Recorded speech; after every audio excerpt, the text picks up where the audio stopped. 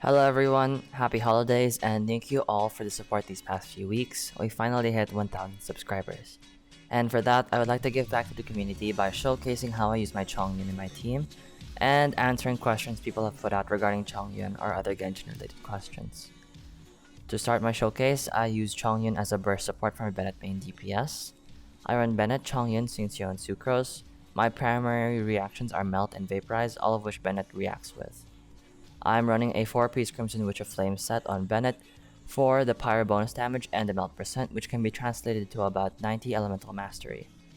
My Bennett is running attack percent crit damage just because I use basic attacks for Bennett, and because of the split damage type, I have chosen to go for attack percent as is the safer option. In addition, attack percent at level 20 out damages a 4-star Pyro damage at level 16, which is why I have kept attack percent. I use a Black Sword on Bennett because crit is so valuable. However, you can also run Iron Sting for the elemental mastery and damage percent at higher refinement levels. My Bennett is C1 and in my opinion is Bennett's biggest power spike. Bennett's talents are 6, 7, 7. As for Chongyun, I'm running a 4-piece Noblesse Oblige attack percent, cryo damage percent, and crit rate. I'm running a 4-piece Noblesse Oblige because of the nature of my team composition. In this team composition, I heavily abuse buffs provided by the team and the concept of snapshotting. Snapshotting is when we use an elemental skill or burst which remains on the field after we swap the character. These include Xingqiu's elemental burst and Sucrose's elemental burst. I also find that since I didn't really invest in my Chongyun as much, the Noblesse Oblige 20 attack percent buff for CMI Bennett out damages the triple melt damage of Chongyun. However, this is just for my case, as Chongyun is currently sitting at an average investment of level 12 artifacts and by no means is the greatest. For you to decide on which artifacts to run on Chongyun burst support, a quick TLDR of it would be at lower investments, 4-piece Noblesse Oblige is very economical and provides a good amount of extra damage for your main carry, which is expected to be well invested. However, if you put in extra damage / investment on Chongyun, 2-piece Noblesse Oblige with either 2-piece Cryo or 2-piece Glads may be the better or greedier option. I also need to mention that if you already have a 4-piece Noblesse Oblige support other than Chongyun, you could run him with a split set if ever. Chongyun's role in the team is just to put down his E and Cryo reacts to Pyro Melt, dealing around 10k damage and performing the triple melt reaction with his elemental burst when off cooldown or when paired with Bennett's elemental burst to get the most value. For my weapon, I'm using Rain Slasher just because of the additional elemental mastery, which is, to my surprise for a Chongyun support, actually does more damage in reactions than a prototype Aminus, even though it's not benefiting from the passive. However, this has a marginal increase in damage, and in case you don't perform reactions, Aminus is also a safe option. Alternative weapons include Skywards, Wolf's Gravestone, and Sacrificial Greatswords aside from the ones already mentioned. My Chongyun is C1, but ideally for a support, you want to have both C2 and C3 for the cooldown reduction and damage percent. Chongyun's talents are 6, 6, 7. For Xingqiu, I'm running a 4-piece Noblesse Oblige with a Sacrificial Sword, Energy Recharge, Hydro damage percent, and crit rate along with ER substats. Again, the 4-piece Noblesse Oblige is a very cheap deeps form of damage and if uninvested probably is a safe option. Xingqiu's role in the team is just to deal extra damage that can be snapshotted as well as permafreeze the enemy with Bennett's cryo-infused auto attacks, and Xingqiu's elemental burst which results in guaranteed melts or vaporizes. Xingqiu's talent level is 355, priority investment is always burst followed by skill. For Sucrose, I'm running a 4-piece Verdescent Venerer set. Ideally, you want to run either EM, Anemo, and EM, or all elemental mastery. However, due to my poor luck in artifact farming, I'm running an EM crit damage. I'm using the craftable Map of Mare for elemental mastery. You can also use Sacrificial Fragments, which is one of her best weapons as it provides elemental mastery and good energy regeneration from the additional skill proc. I have her at C2, you really need her C1 to work well. She's currently available in the Albedo banner, so go pull on her if you haven't already gotten a Nemo support or have her at C1. Her main role is to Cryo Swirl or Pyro Swirl to boost the melt and vaporize reactions, as well as to pass elemental mastery throughout the team.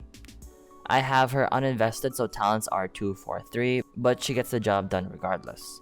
Note More elemental mastery means more melt and vaporize damage. Alternatives I run dependent on the situation include Xiangling 4-piece Crimson Witch with Dragon's Bane, ER Pyro Crit Rate, or Mono 4-piece Noblesse Oblige with either Favonius Codex or Widsith. These supports swap with Xingqiu depending on the situation. Now we'll move on to answering questions sent by the people in the Chongyun mains Discord server and other comments posted on YouTube. So someone mentioned, what is the best build or team for Chongyun? I have Chongyun, Xingqiu, Bennett, Klee, and Chongyun has a 2-piece Glads and 2-piece Cryo set, crit damage, cryo damage, and attack percent. With a Battle Pass Greatsword, I want to keep Chongyun and Xingqiu together at all times. Klee is flexible. While I would prefer to keep Bennett, I wouldn't mind switching him out too. I have every 4-star aside from Diona, and 5-star I own aside from Klee are Albedo, Zhongli, and Jin. In here, Chongyun's best role would be burst support, so pairing him with a Bennett is really good. You could try to run Albedo Sucrose as additional supports for the massive elemental mastery increase to boost melt damage done by Chongyun and Bennett. I recommend running Xingqiu and Klee together as their Vaporize combo is really good. You can opt to run Zhongli as his buffs post 1.3 will be extremely useful for Klee, along with the shield he provides since Klee is very squishy. You can also run Mona for the additional Hydro application and Elemental Burst Vaporize combo. Lastly, for the healer slot, Jin is probably your best bet as you can still benefit from the Verdescent Venerer set and maintain heal. So, someone asked why Chongyun is a bad main DPS and why we use him anyways. Well, he's not the best main DPS, however, he isn't the lowest tier when compared to both Barbara and Albedo. He still ranks higher than both of them. These past few videos aim to discuss how to use Chongyun and how to maximize his potential, and even though he isn't the best, so if you need to look for tips and guides, check out the rest of the videos on the channel. Another question is, which talent should we focus on when building for Shattered or Melt respectively? For Shattered, you want to prioritize basic attack Q, then E. For Melt, you want to prioritize Q, E, then basic attacks.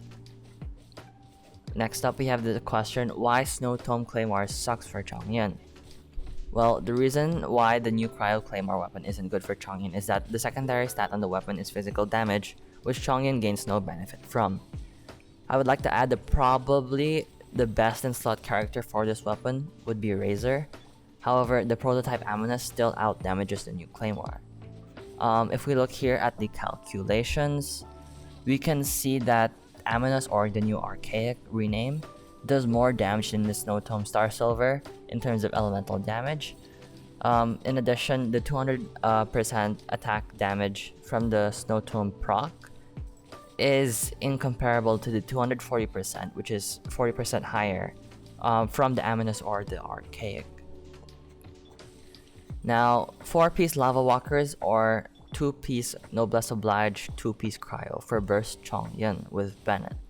So based on the math, with the assumption that you have 100% melt uptime on Chongyun Q, both are equally good. However, if our melt uptime decreases, for example, we don't melt on the 3rd blade of the burst, the 2-set split would be the safer option as you still benefit from the 15% damage percent from the Cryo set and also the Elemental Burst Noblesse Oblige. So, how do we break Electro Fatui shields fast? So in order to break an Electro Fatui shield fast, there is a specific combo that allows you, aside from the Elemental Burst, to break it.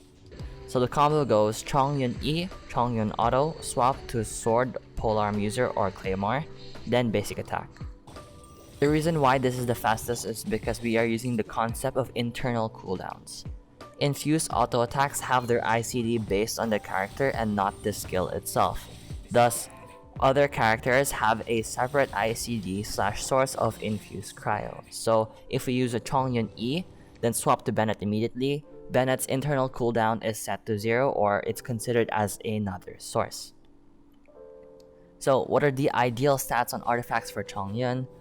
For ideal artifacts, we primarily want to focus on crit rate, crit damage, and attack percent. If you're running him as a burst support, you'll want to have at least 120 to 160% energy recharge through either your weapon, artifact Sands of Aeon Peace, or substats. Now, the next question, EM or attack percent on your timepiece? Most often than not, we want to run attack percent as it can boost both our basic attack damage if ever we do want to apply additional cryo with our basic attacks. However, Elemental Mastery does have a higher melt damage by a small margin compared to attack percent. This is similar to that of the Rain Slasher versus Amina scenario.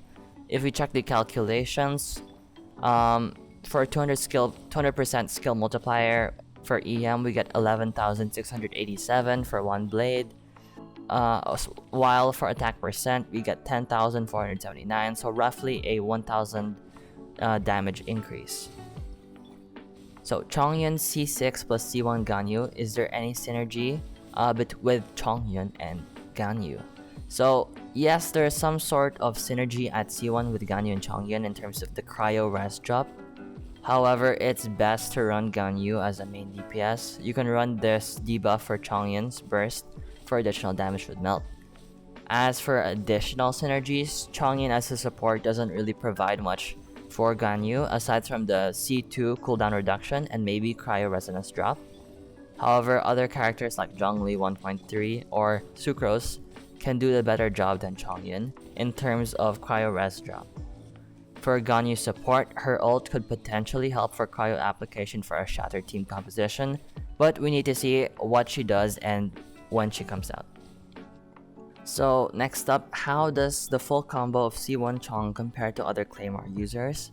Full combo. So what I can say for sure, based on my previous testing or what my plans of a future Razor video, would be that Chongyun at C1 is around 110% motion values per second compared to Razor's around 145 motion values per second.